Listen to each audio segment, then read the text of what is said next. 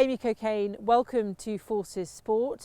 We're now, over a month into our podcast, and the interviews are just getting better and better. The guests are just getting better and better. I know that we've spoken to you a lot of times over the years. I'm glad that we've got you when you're in your England kit. That's the proudest moment for us.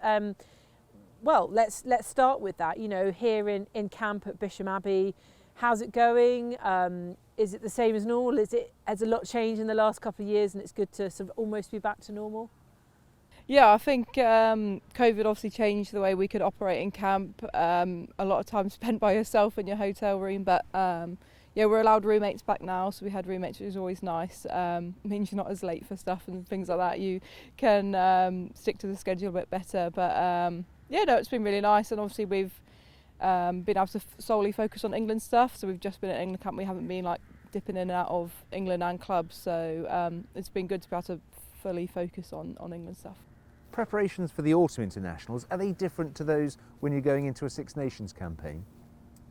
I suppose the only thing that's really different is the opposition that you're playing against, and obviously we've got 2 games against New Zealand first up, a team that we don't actually get to play very often.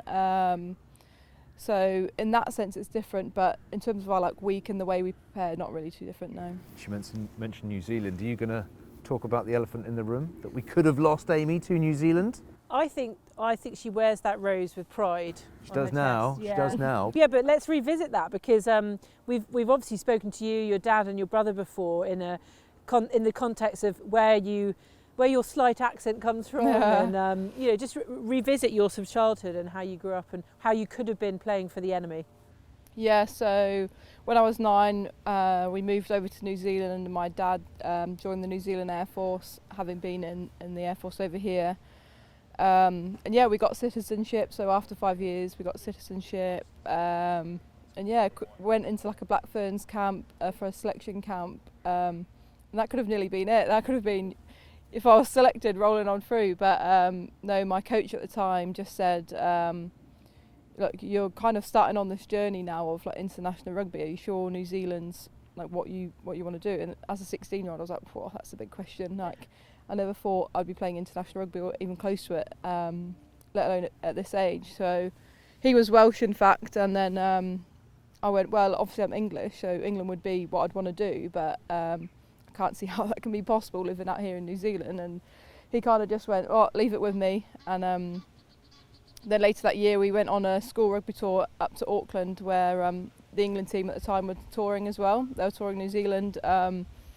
One day he just went, oh, we're going to go out for a coffee, me and you, which wasn't too weird because I was the captain of the team at the time. So, you know, we had quite a good relationship, like coach and captain. And then as we walked into the Starbucks, there was like Nicky Ponsford, Graham Smith, Gary Street and Latoya Mason. And they kind of gave me the hard word on coming back to England and what that would look like. So yeah, within 6 months I'd moved back. The whole family, in fact, moved back to England. So yeah, it was a big switch up. It's quite a seismic shift. Yeah. At that age as well. At that age, and the faith that they had in your rugby ability, and you've delivered. So there's a lot of what ifs, but they've all come true. Yeah, I know. I did, especially because at the time it was just going to be me moving back by myself, because my brother was at university and things like that. But he always had the dream of joining the British Army. So when I said I'm going back, he jumped on the opportunity to leave uni and come back as well. So yeah, I think at the time I did feel a bit of pressure. Shifting my parents from their dream home that they'd built from the ground and things like that. But very quickly I got into like under 20s, and then by 2015 I got my first cap. So luckily it all went quite quickly, so I could kind of say thank you a bit quicker than I was expecting. And now, of course, you're 50 caps in, at least. Yeah, 57 I think I'm on now. Yeah. And counting. Yeah, hopefully, yeah, that's the plan. Do you feel sort of, I mean, it's not an obligation. Did you really feel that want to play for England in your heart? And do you still feel like you owe them? That sounds a horrible thing. Owing someone is horrible. But you sort of feel like you want to still prove that it was England you chose and not New Zealand? Yeah, that's kind of like what people always say, especially like when we lost to New Zealand in the World Cup final. Everyone was kind of like, oh, do you think you made the right decision? And regardless of losing that final, I definitely do think it was the right decision. And I think the fact that I've got 57 caps, there's no way I'd have 57 caps if I was playing for New Zealand. I'd probably be on 5 or something. So the prospect of actually being able to play international rugby and kind of have it as a career path as I have now of being professional, like I wouldn't have the opportunity out in New Zealand. And I know that result didn't quite go away, but I think for me individually it was definitely the right decision to come back. Yeah. Would you say in the Autumn Internationals they're your main focus? Obviously you then got Canada and the USA, but they're obviously your main focus with the 2 games against them. I think it's got to be, you know, we're the number 1 and number 2 in the world right now, so they're always going to be a big fixture. And the fact that we don't get to play them very often, it's amazing for us to be able to play them outside of a World Cup. So yeah, you know, it's always going to be a big game. It's a big rivalry. So yeah, I think everyone's chomping at the bit to get involved with that. Well, I was going to say, you know, your thoughts then on facing down the hacker. Yeah. What will be going through your mind when they come out, when New Zealand come out? I quite like it. I think it's an opportunity for, obviously they're trying to impose dominance on us, but you know how you react to that can also be quite strong as well. So yeah, just revel in, enjoy it for what it is. Because some people have said that, well, why are we giving New Zealand that advantage at the start? Is that something that you would go with, or it doesn't really faze you in the slightest? I think it's just part of their culture, isn't it? It's something that they do, and I don't think that we have the right to say no, you can't do that. So you know, stand there and take it. And if you think that's going to give them an advantage, and you probably haven't prepared well enough, if you think something like that's going to change the outcome of a game. And looking ahead, I mean, obviously we've got the Six Nations next year. It's a World Cup year next year for you guys as well. So this is a really good time to have come out of COVID, fingers crossed, and be heading into those big games ahead of a big year for you guys next year. Yeah, exactly. You know, we're 1 year out now. I think it's less than a year. This is the time when you've got to start putting things together. It's no longer, oh, we're building. We've got to start performing now. So to be playing, you know, one of the best teams in the world, the reigning world champions, there's no better challenge to see where you're at. You know, you're a professional rugby player. What is women's rugby like in the Premier 15s at the moment? Because we just seem to have there seemed to be a meteoric rise in the last 5 years. And do you feel that being inside that as well? Yeah, definitely. And I think you only have to look after, like, even this season, the changes we've seen. Obviously, I'm a Harlequins player, and we've lost 2 games already this season, having won it last year. But you know, the likes of Bristol and Exeter that are really coming through and progressing. I think it's really good for the game. You know, as players, we want to have competitive fixtures. We don't want to be knowing, oh, we can just turn up and no matter how badly we play, we'll probably win. So the fact that you've got to be competitive every week just pushes you on. Like, every training session counts.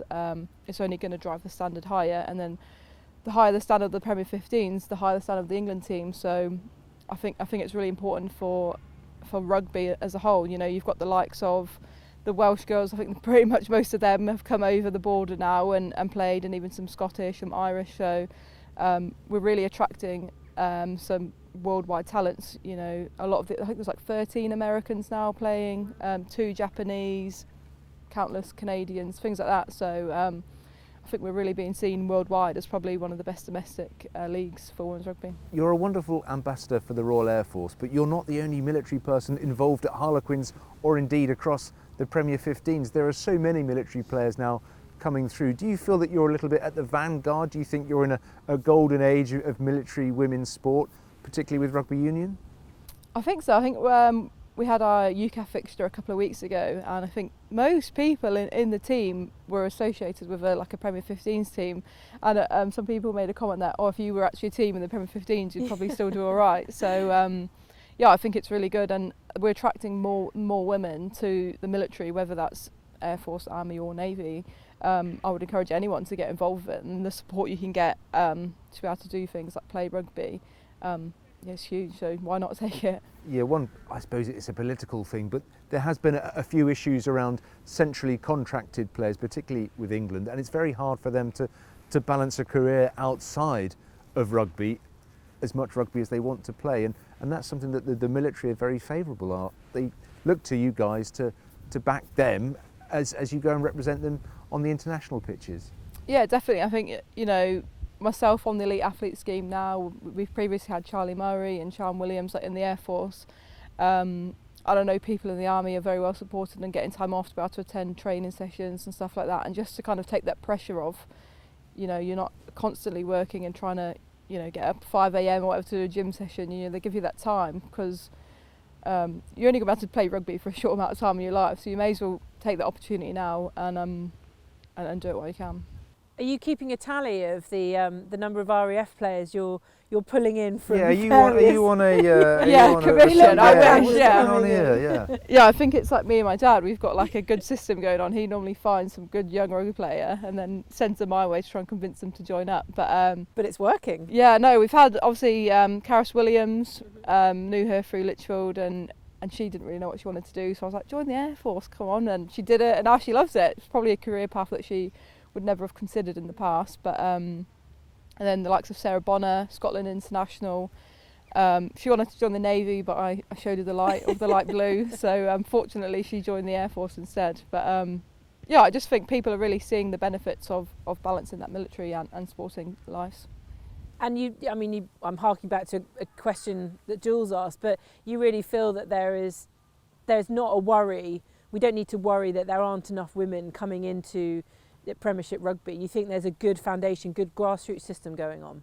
Yeah, definitely, and we've got an England 20s and stuff like that, but a lot of like the clubs have centre of excellences now, and at Quins this year we've had a couple of girls that have come up and they're 18 years old, they're being thrown right in the mix, but they're holding their own, and I think having those and having the basis of the centre of excellence to associate with a club and just gives them that pathway of like, you're going to start here, you can go here, I think it is really good for the women's game. And how much time do you have to give to the RAF whilst you're on that elite athlete scheme, or do they just say go and do your thing until you need us again? Yeah, they're really good, to be fair. If I can spare a day or two here and there to just kind of keep my head in a bit of the provost stuff, so when I come back it's not a complete shock and the whole world's changed, but no, especially like around rugby season, they're very much that's your focus, that's what you've got to go and do. So it makes it really easy for me. I don't have to worry about I've got to be here or there or whatever. It's like I'm doing my rugby. Timely that we've got a fly past going on now, but the career you chose with the Royal Air Force was RAF Police. Were you thinking long term? Is that why you chose the RAF Police? Yeah, I think people's sometimes perception is that I've joined the Air Force to play rugby, and then once my rugby career finishes I'll probably just sack the Air Force off, but that's not my intention at all. I truly see the Air Force being my career for now and post rugby, and the police just really interested me. I think it's such a diverse role within the military, so that's definitely my intention, is to have a proper career, a proper office job.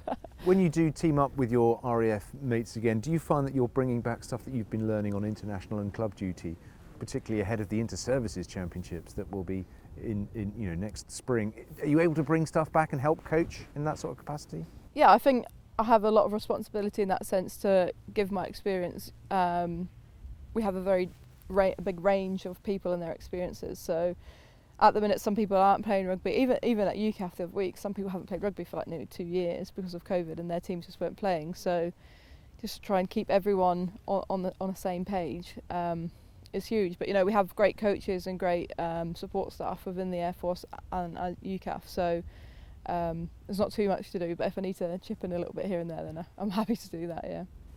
We're very aware that it's a different game to the men's game. I'm always telling people don't compare them, but there are similarities. Say, for example, it was a disastrous Lions summer for the men's game this summer, purely because of results and possibly the style of rugby that was played. But it has sparked a conversation about, and I'm sure that conversation has been ongoing for a while, about the possibility, now that the women's game is on this constant rise, whether something like a Lions tour would be befitting of the team.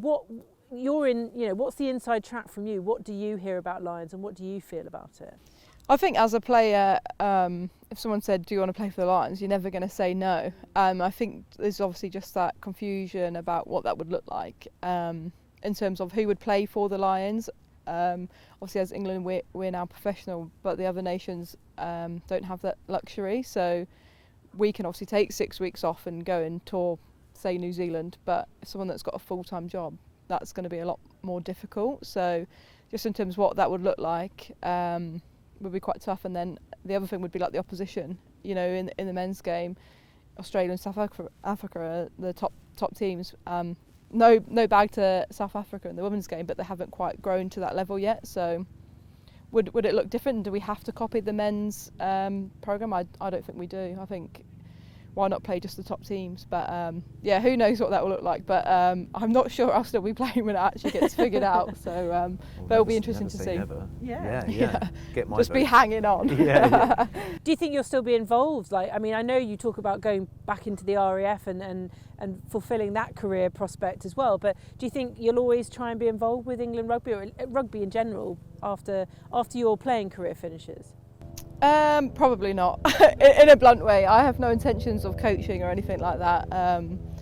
I do love the game, but I just think I would find it way too stressful coaching and doing all the stuff behind the scenes. And even when I'm like on the bench for a team or like I'm not playing and I'm watching on the telly, it's too stressful. I just don't think that I would be able to do it. But I would definitely stay involved with like the Air Force rugby. Playing probably as long as I can, and then maybe helping with coaching or managing or something like that. But yeah, no real intentions of becoming a coach. You're naturally very sporty, and I imagine that when you come off a pitch on a Saturday afternoon, the first thing you do is check your phone to see how Aston Villa have got on. Is that something? Her dad's that probably you, texted her. Yeah, is that something that you do? Because even the initials of your name spell out your favourite football club. Yeah, my dad was or is a very die-hard Aston Villa fan. So yeah, he kindly named me Amy Victoria Fiona Cokayne for AVFC. Yeah, I think Villa has been quite a big part of my life. I played from when I was younger. Obviously got the name, huge in my family. But I don't follow them as religiously as my brother and my dad do, I'll put it that way, yeah. So they've not named a stand after you just yet? No. Not yet, no. Not yet, no, okay. Well, that's to come. Yeah, maybe, yeah, one day. And how is the family? I always remember when we spoke to you, your dad and your brother Thomas as well, that you talked about the Christmas get-together and the Christmas bench press. You know, I don't know. Yes, the Christmas bench press. I don't know how Christmas looked for you guys last year, but is that something that's, you know, in the wheels in motion for this year? Yeah, we managed to have a get-together and we did it, the Christmas bench press. Talk us through the Christmas bench press. Yeah, don't just leave it out there. Yeah. Lots of people celebrate Christmas in many ways, but the Cokayne family, it's all about pumping iron. Well, basically, it all started because with England, we used to have fitness testing, usually on about the 3rd of January, which is obviously an awful time. Probably on purpose. Yeah, just so you can't enjoy Christmas too much. But we don't do it anymore, so that's good. But one year, it was on Christmas Day, and I was like, oh, I really want to do well on bench press this year. Or my dad was saying, how are you going to do on bench or something like that. And then we're a very competitive family. I need to put that out there. We are like uber competitive about anything. If someone starts something, that's it. It's very competitive. And he just kind of went, oh, I bet you I could beat you at bench press. And he's obviously like a 52-year-old man. I'm meant to be this professional rugby player. He's not built like a forward either, is he? Yeah, no, he's a bit skinny old Ian. But yeah, so then we couldn't just leave it at, I bet I could beat you. It then had to be get in the car and go down to the rugby club and actually do a bench press competition. But it was quite funny because in the car, my dad actually went, one of us is going to get injured. I hope you understand that. Like, one of us will not be coming out of this in the shape we walk in. Yeah. And he actually did hurt his back doing it. So he did get injured, but it wasn't me. So that was lucky. But yeah, and it's kind of just grown from there. But my brother was away that Christmas, but he then joined and kind of ruined the fun a little bit because he's very good. So So have you got an advent calendar? You know, day one it's squats, calf raises, culminating in the bench press for Christmas. It's quite funny actually because my brother's just been away for a couple of months, so he hasn't been able to gym, and he put something on the family WhatsApp group the other day. Obviously we're only in October, and he was like, oh, I only managed to do like 8 times 80 or something today. Like, Christmas isn't going to be looking good if I don't get back in the gym. And I was thinking 80 is pretty close to my 1 rep max, so I think you're going to be all right. But yeah, no, the chat's already started. But we try our best every year to throw my brother off the throne, but we haven't quite managed it yet. I want to know what your mum's involvement. Does she just provide the fuel, or is she sort of actively involved? Yeah, so the rule that we have is if you take part in the competition, you have to get 100. So what we do is bench and max press up straight afterwards.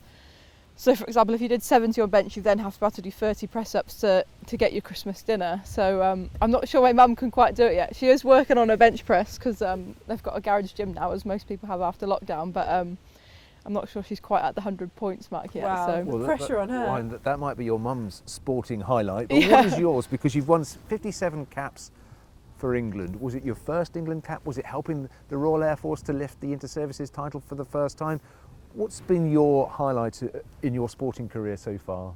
Oh, that's a very tough question, that. I think you can't go past playing your first cap for England. It was, it's not even just about yourself, it's like I spoke about earlier, all the sacrifice that my family have made, and to be able to, you know, stand there and look at them and sing the national anthem and almost it be like a thank you. Because I definitely wouldn't be the rugby player or the person I am today if it wasn't for them. So I think moments like that is special for you and your family, and just that chance for them to be super proud as well, and kind of to know that all that stuff they did, like moving back and selling the house, and was all kind of worth it because I did achieve what I wanted to achieve. But again, something like the Inter-Services is so unique, and not many people actually get to play in Inter-Services or win it, and to have gone 26 years or whatever it was that the Army had won it, to finally be part of the team that overturned them.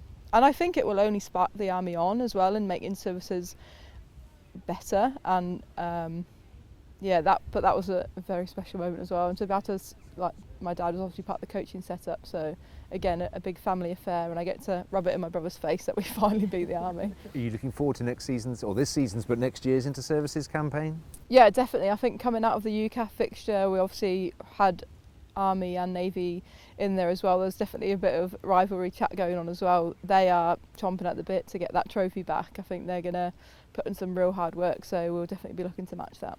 And the plans pre-COVID were that it was going to be the first time that the Army-Navy match was going to be played on the main pitch at Twickenham. You'll get a little bit of a warm-up. I know you've been there before, but you know you get to play with Quins there over Christmas. But is that something that's still a possibility for next season, and something that you would treasure as well?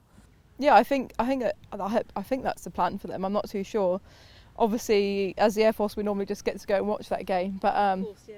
I think it's huge. Like, we used to go down to Nella Hall and watch, and normally have a few beers on the sideline at 10 a.m. But just have it on that stage, and just to give them, you know, not many people get to play at Twickenham, so to have that opportunity, like you said, we get to, at club, we play our big game there. So where I get to play there for England, there were some girls, we had a Swedish girl on our team, and she was like, in Sweden, Twickenham is like the pinnacle of rugby. So she's like, so the fact I get to run out at Twickenham, she was like, it's huge. And obviously it's huge for an English rugby person as well, but you never really think it's going to be huge for someone like that. And Sweden's women's rugby is obviously not as big as, or like at all. So the fact that she was getting to play at Twickenham, she just couldn't believe it. So. And she was talking globally, it's the home of rugby. That's what she felt. It wasn't just the home of England rugby. She feels like that's the home of rugby. I think you'll find it's the Principality Stadium. Got a Welsh fan over here. Oh, absolutely not. One venue that's been earmarked for Inter-Services next year is at Gloucester for the Army RAF. I think if it is played there. But they've gone with the fake pitch. What's your take on fake pitches at the moment? Because I see that the guys have been given permission to wear the tights, the leggings because of the burn. Your front row, are you a fan of the fake pitch? I don't have any issue with it. I know a lot of people have a lot of opinions on it, and people do get bad burns and stuff like that. But I think it's really difficult because at the top level you shouldn't really need it. But if that top level is what supports the community rugby, you can't beat having however many 4G pitches so kids can play on it, and however many kids can play on it, and you're not worried about, oh, it's now just a mud bath and things like that. So yeah, we obviously played at King's Home to beat the Army last time, so it's not a bad place for us, I don't think, so far. So a happy hunting ground for you. Yeah, definitely, yeah. Amy Cokayne, as always, a real pleasure. Good luck for this season. We will, be there to support and, cover your, well, hopefully some try scoring. Some success, hopefully. You've been doing all right with the tries, haven't you? Yeah. Last couple of seasons. Not bad. Yeah.